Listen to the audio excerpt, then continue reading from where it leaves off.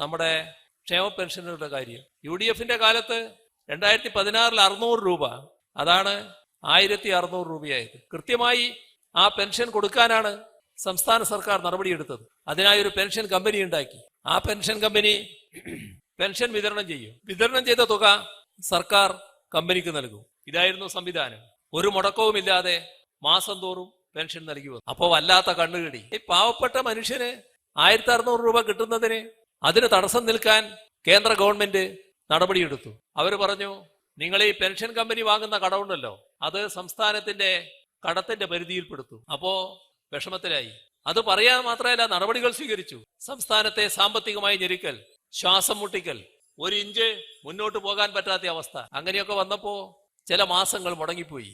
ഞങ്ങള് നിയമസഭയിൽ പരസ്യമായി പ്രഖ്യാപിച്ചു, ഇത്തരം ചില പ്രയാസങ്ങൾ ഉണ്ടായിട്ടുണ്ട്. ഇനി അങ്ങോട്ടുള്ള എല്ലാ മാസവും ഈ പെൻഷൻ കൃത്യമായി കൊടുക്കാനാണ് പോകുന്നത്. എല്ലാ മാസവും കൃത്യമായി പെൻഷൻ കൊടുക്കുന്നു.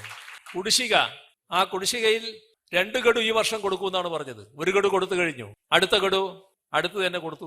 ബാക്കിയുള്ള 3 ഗഡു അടുത്ത വർഷം കൊടുക്കുമെന്ന് നിയമസഭയിൽ തന്നെ പ്രഖ്യാപിച്ചതാണ്. അത് കൃത്യമായി അടുത്ത വർഷം കൊടുക്കുകയും ചെയ്യും. അപ്പോൾ കുടിശ്ശികയില്ലാതെ എല്ലാ ഗഡുക്കളും കൃത്യമായി കൊടുത്തു തീർക്കും. മാസം തോറും പെൻഷൻ കൊടുക്കുകയും ചെയ്യും. നേരത്തെ തന്നെ LDF പ്രഖ്യാപിച്ചിട്ടുണ്ട്, ഞങ്ങൾ ഇവിടെ തന്നെ നിൽക്കില്ല, ഇവിടുന്ന് ഇനിയും മുന്നോട്ട് പോകുമെന്ന്.